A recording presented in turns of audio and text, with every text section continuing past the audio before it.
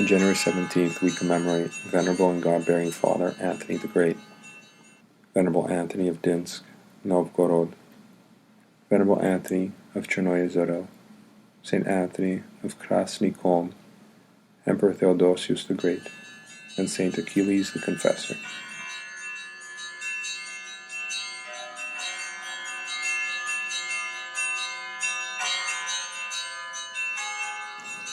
Saint Anthony the Great is known as the father of monasticism, and the long ascetical sermon in the life of Saint Anthony by Saint Theodosius could be called the first monastic rule. He was born in Egypt in the village of Kholm, near the desert of the Thebaid in the year 251. His parents were pious Christians of illustrious lineage. Anthony was a serious child and was respectful and obedient to his parents. He loved to attend church services, and he listened to the Holy Scripture so attentively that he remembered what he heard all his life.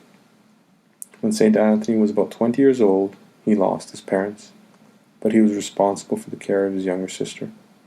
Going to church about 6 months later, the youth reflected on how the faithful, in the Acts of the Apostles, sold their possessions and gave the proceeds to the apostles for the needy.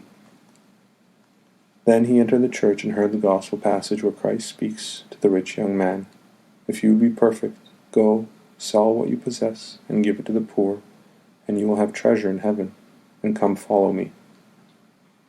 Anthony felt that these words applied to him. Therefore, he sold the property that he received after the death of his parents, then distributed the money to the poor, and left his sister in the care of pious virgins in a convent. Leaving his parental home, St. Anthony began his ascetical life in a hut not far from his village. By working with his hands, he was able to earn his livelihood, and also alms for the poor. Sometimes the holy youth also visited other ascetics living in the area, and from each he sought direction and benefit.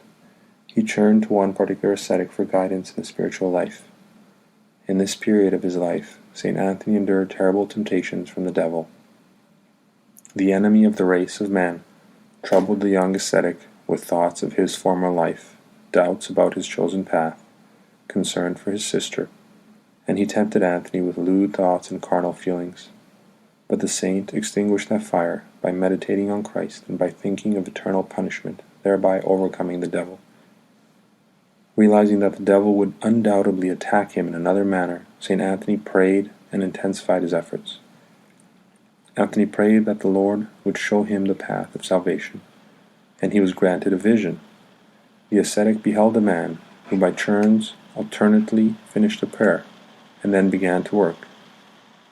This was an angel, which the Lord had sent to instruct his chosen one. St. Anthony tried to accustom himself to a stricter way of life. He partook of food only after sunset. He spent all night praying until dawn. Soon he slept only every third day. But the devil would not cease his tricks, and trying to scare the monk, he appeared under the guise of monstrous phantoms. The saint, however, protected himself with the life-creating cross. Finally, the enemy appeared to him in the guise of a frightful-looking black child, and hypocritically declaring himself beaten. He thought he could tempt the saint into vanity and pride. The saint, however, vanquished the enemy with prayer. For even greater solitude, St. Anthony moved farther away from the village into a graveyard. He asked a friend to bring him a little bread on designated days, then shut himself in a tomb. Then the devils pounced upon the saint, intending to kill him, and inflicted terrible wounds upon him. By the providence of the Lord, Anthony's friend arrived the next day to bring him his food. Seeing him lying on the ground as if dead, he took him back to the village. They thought the saint was dead and prepared for his burial. At midnight, St. Anthony regained consciousness and told his friend to carry him back to the tombs.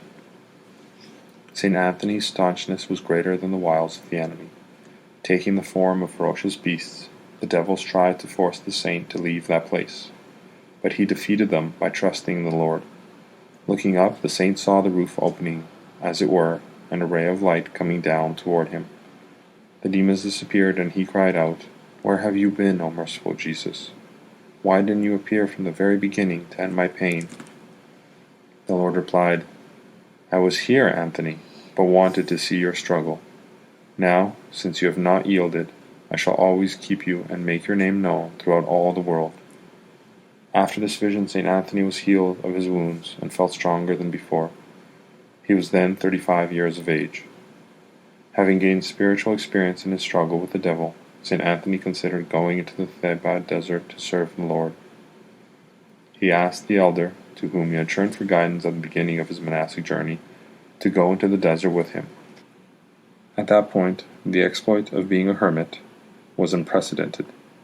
However, the elder decided to give him a blessing and not accompany him because of his age. St. Anthony went into the desert alone. The devil tried to hinder him by placing a large silver disc in his path, then gold, but the saint ignored it and passed by.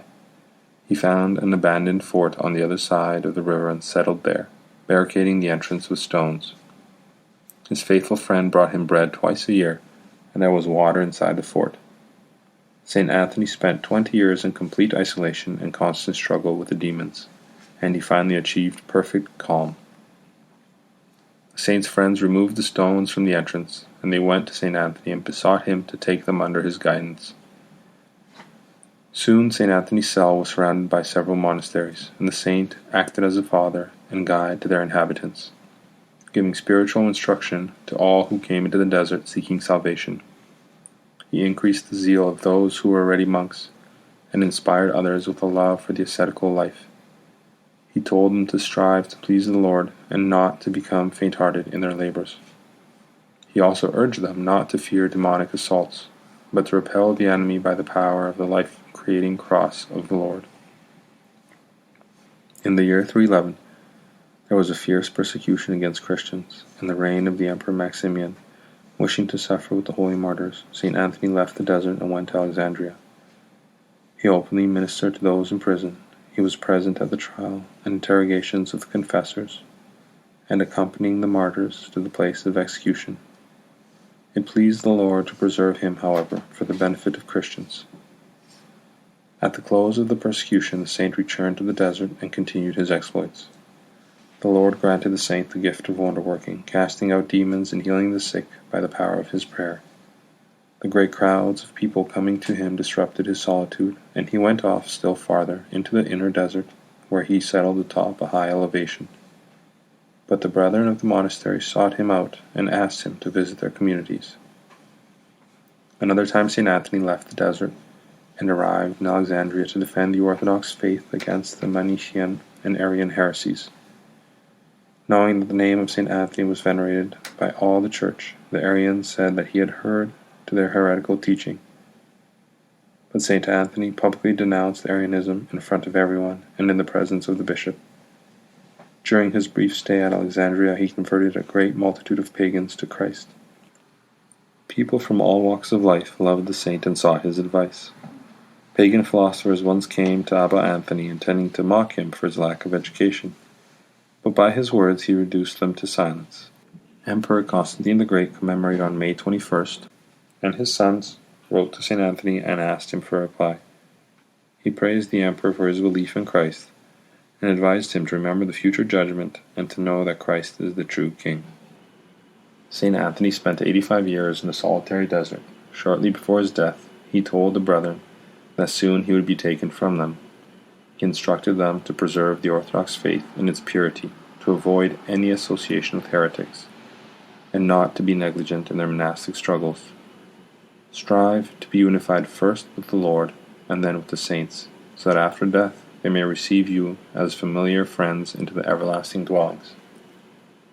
The saint instructed 2 of his disciples who had attended him in the final 15 years of his life to bury him in the desert and not in Alexandria.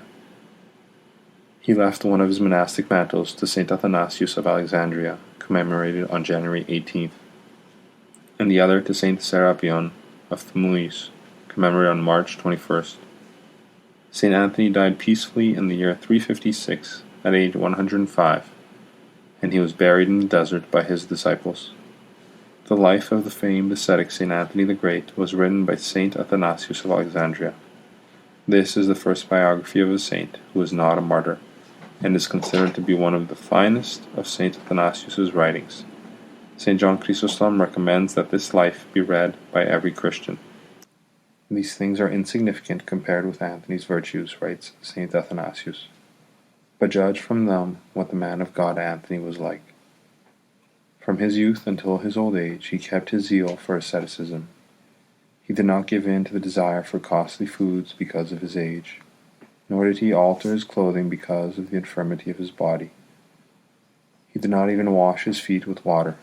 He remained very healthy, and he could see well because his eyes were sound and undimmed. Not one of his teeth fell out, but near the gums they had become worn due to his advanced age. He remained strong in his hands and feet. He was spoken of everywhere, and was admired by everyone, and was sought even by those who had not seen him, which is evidence of his virtue and of a soul dear to God. The following works of St. Anthony have come down to us: 20 sermons on the virtues, primarily monastic, probably spurious; 7 letters to various Egyptian monasteries concerning moral perfection and the monastic life as a spiritual struggle; a rule for monastics, not regarded as an authentic work of St. Anthony. In the year 544 the relics of St. Anthony the Great were transferred to Alexandria, and after the conquest of Egypt by the Saracens in the 7th century, they were transferred to Constantinople. The holy relics were transferred from Constantinople in the 10th or 11th centuries to a diocese outside Vienna. In the 15th century they were brought to Arles in France, to the Church of St. Julian. St. Anthony of Dymsk was born at Novgorod in about the year 1157. Once in church he heard the words of Christ, "If anyone would come after me, let him deny himself and take up his cross and follow me." The saint resolved to leave the world and receive monastic tonsure under St. Barnabé of Knutin, commemorated on November 6th at his monastery. When he was dying, St. Barnabé appointed St. Anthony as Uguman in his place. But Anthony, shunning glory, left the monastery and settled at the shores of Lake Dima, on the outskirts of the city of Tikhvin. Here he founded a monastery and struggled there until the end of his own life. According to tradition, St. Anthony made a journey to Constantinople and returned to his monastery on the day that the Igumen Barlaam died. St. Anthony fell asleep in the Lord on June 24, 1224. In the year 1330 his relics were found incorrupt, and from that time they were glorified by many miracles. St. Anthony of Black Lake founded the Mother of God Monastery at Black Lake in Chernoezero, in the Novgorod area, not far from the city of Chernopovets. The monastery was on an island of the Shursk countryside.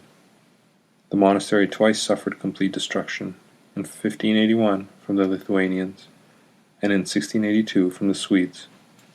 The monastery was closed in 1764.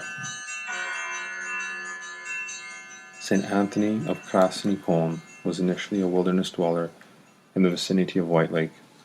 The hieromonk arrived in the region of Tver and settled near a pretty hillock, Krasny Kholm, at the bank of the river Mologa, building a chapel and cell there. After the discovery of an icon of St. Nicholas, a stone church was built and a monastery founded. Healed by the saint, who taught the brethren both by word and by example throughout his life, St. Anthony died in 1481. The Holy Emperor Theodosius the Great, during his reign, 379 to 395, delivered a decisive blow to paganism by issuing an edict, under which any sort of service to the pagan gods was considered a violation of the law. A zealous proponent of orthodoxy, promulgated many laws in defense of the Church and against heretics. He convened the Second Ecumenical Council in 381. He ended his life in Milan in 395 at the age of 50. St. Theodosius often said that he was more fortunate to be a member of Christ's holy Church than an emperor.